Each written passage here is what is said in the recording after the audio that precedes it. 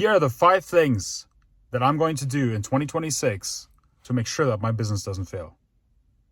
Number 1, I surrender my business 100% to God. That's something that I've learned over the last years. You can't do it without God. Especially as a Christian, you cannot do anything without God. Without God's blessing, whatever you do, you just labor in vain if you do it without Him.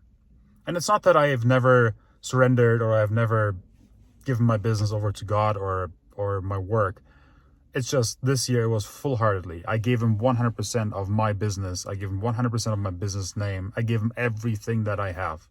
I have nothing left over. So basically, I'm a steward for the business now. It's His business. He's not my business partner. He's a business owner. And I just run the business. I'm the CEO. So I surrendered 100% to God. I gave Him everything that I have. Here's the second thing that I did as a CEO of not my company, but God's company. I started making calls of the people that I've worked in the past and the people that have reached out. They wanted, basement done, or they had other projects in mind and they wanted to get them done. And maybe I wasn't the best with following up. I wasn't the best with making sure that they were taken care of. So that's something else that I did. That's my second thing I started doing already. And today at 3 o'clock, I have another appointment where I'm going to look at another basement. So that's another blessing. Then also I reached out to another client. I had done a project in the past. They mentioned back then, like last year, that they wanted to do another reno in their house, one of the houses. So that reno wasn't quite ready. However, they have another project. So I'm going to reach out again in April, and it's going to be ready in May for me to start. So that's something else that I still have to do my work because I'm the CEO, I'm the manager of the company. I'm a steward of the company. I'm a steward of the money in the company. My job is to make sure it runs properly. The third thing that I'm doing is I make sure that all the clients that I've worked with in the past are actually happy. So follow up. Ask them if there's anything that can be done differently, if anything is, not right, or maybe there's something that, hey, maybe this came off, but they never reach out to you.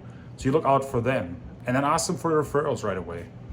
So for example, this year, I had one project that I had to do and I posted it. I have a video about that, about flooring job, where the flooring came apart and it wasn't done right, I guess. So my job was to basically go back and fix the whole thing. And I have that in another video. As a CEO of the company, I have to make sure that my clients are happy. I have to do the right thing. And it's hard. Sometimes that means money out of your own pockets because I had to pay my trades. I had to pay for the flooring.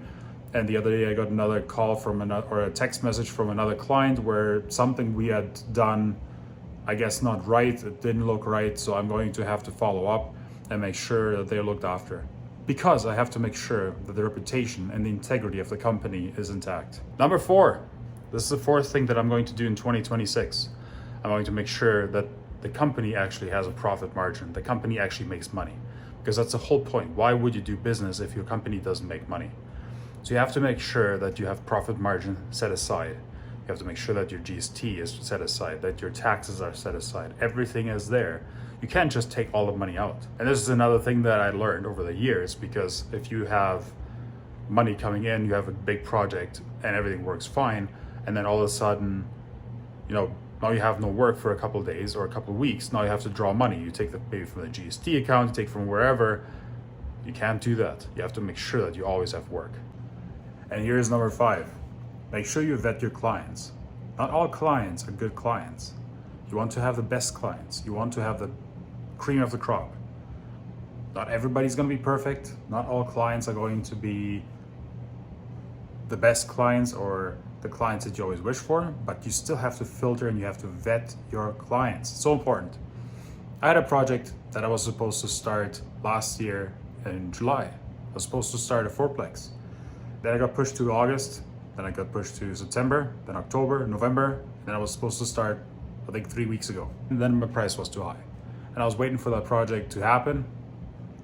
They kind of started it, but it wasn't ready for me. Now they hired somebody else. Make sure you vet your clients. I'm very glad I did not get that job. That's something that God protected me from. He made sure that I didn't get that job. And I'm glad I did not. Because I don't want to work for certain people. And when I mean certain people, it doesn't mean race or anything like that. It means certain type of people. You have to have integrity. I only work with people who have integrity. Let's say my trades. If somebody messes up, they have to come back. They have to honor their word. They have to honor their work and fix it. That's the kind of people I work with.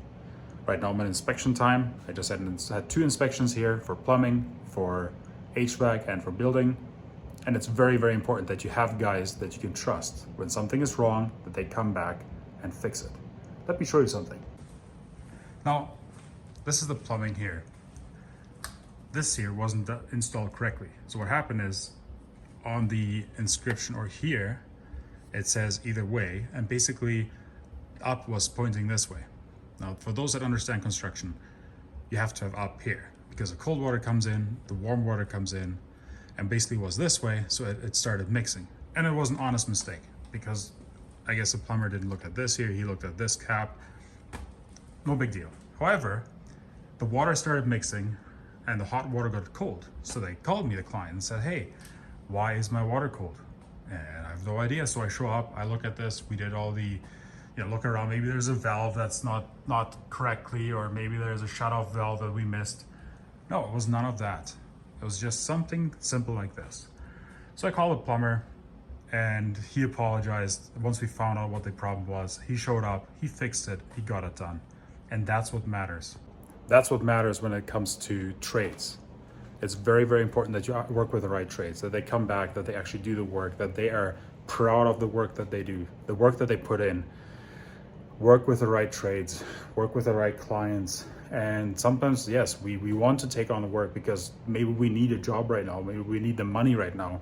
But sometimes it's better not to take the job, not to make that money, and wait. And that's something else too, to be patient when God gives you the work. When the Lord gives you work, take it. And if sometimes he stalls you, don't take it. Let God decide which client. And I know I will get tested on this, probably sooner than I want to. But sometimes it's better not to have a client and wait it out a couple of days, wait for the next clients, waiting on the Lord.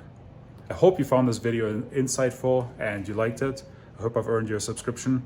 If you're a business owner as well, let me know. How do you run your business? Do you turn over your business to God, or how do you do it? If you could please like and subscribe, it would be much appreciated.